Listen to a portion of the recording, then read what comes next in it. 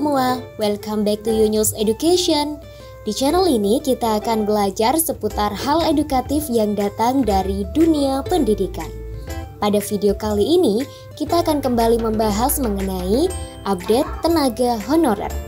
Namun sebelum lanjut ke video, seperti biasa, jangan lupa terus dukung channel ini dengan cara klik tombol subscribe, like, komen, share, dan aktifkan juga lonceng notifikasinya. Oke baik, langsung saja mari kita simak penjelasan pada video berikut ini. Di Indonesia, menjadi aparatur sipil negara atau ASN merupakan impian banyak honorer. Sebagai ASN, honorer akan mendapatkan pengakuan, kesejahteraan, dan stabilitas karir yang lebih baik. Namun, untuk mencapai status tersebut terdapat prosedur dan persyaratan yang harus dipenuhi. Memang perjuangan honorer untuk menjadi ASN dan diakui atas kinerjanya tidaklah mudah. Berikut akan kami jelaskan secara rinci terkait prosedur dan persyaratan yang harus diketahui oleh para honorer yang bercita-cita menjadi ASN di Indonesia. Prosedur dan persyaratan yang harus diketahui oleh honorer adalah sebagai berikut. 1. Mengetahui peraturan pemerintah yang berlaku. Langkah pertama yang harus dilakukan oleh honorer adalah memahami peraturan pemerintah terkait pengangkatan ASN. Sebagai contoh, pada tahun 2023 ini terdapat peraturan pemerintah nomor 49 tahun 2023 yang menyatakan bahwa tenaga non-ASN atau honorer akan dihapus mulai tanggal 28 November 2023.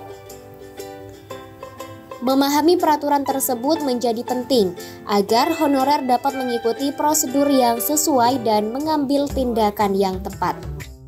Kedua, mengevaluasi kualifikasi pendidikan dan pengalaman kerja. Salah satu persyaratan utama untuk menjadi ASN adalah memiliki kualifikasi pendidikan dan pengalaman kerja yang relevan. Honorer perlu mengevaluasi kualifikasi mereka dan memastikan bahwa mereka memenuhi persyaratan yang telah ditetapkan. Persyaratan pendidikan dan pengalaman kerja dapat bervariasi tergantung pada posisi ASN yang diinginkan. Sehingga honorer perlu melakukan penelitian yang teliti dan berkonsultasi dengan instansi terkait. Yang ketiga, mengikuti seleksi penerimaan ASN. Setelah memenuhi persyaratan pendidikan dan pengalaman kerja, honorer harus mengikuti seleksi penerimaan ASN. Seleksi ini biasanya melibatkan tes tertulis, tes psikologi, tes kesehatan, dan wawancara.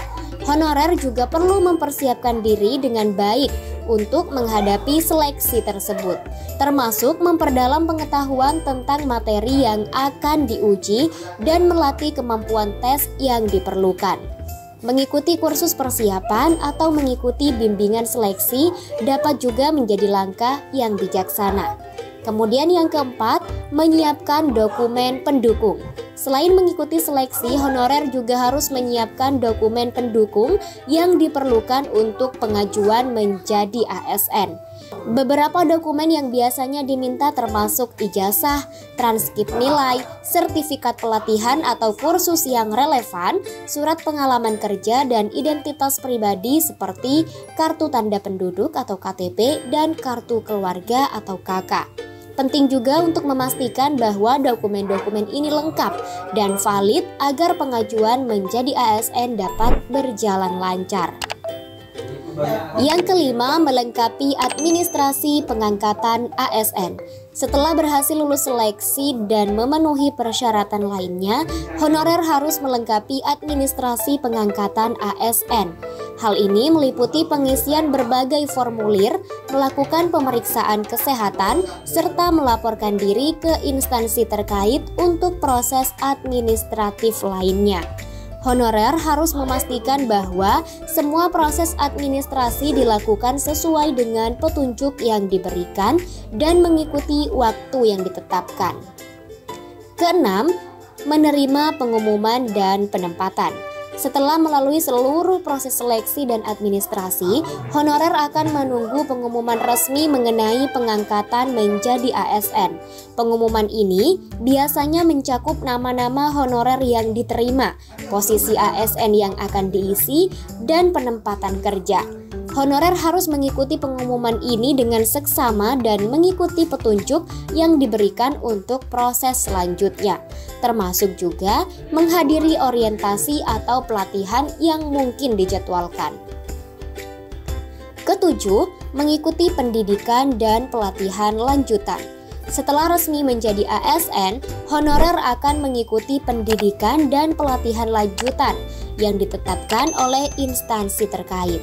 Pendidikan dan pelatihan ini bertujuan untuk meningkatkan kompetensi dan pengetahuan ASN dalam menjalankan tugas-tugasnya.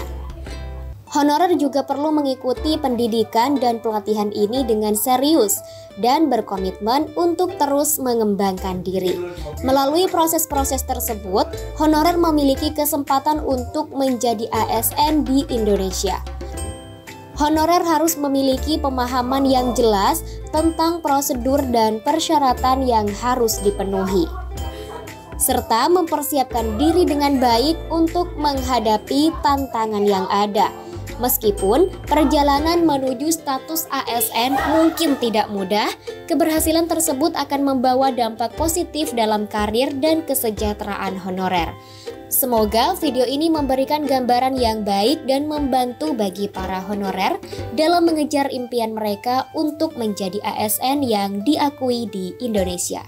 Sekian, sampai jumpa di video Yunus Education berikutnya.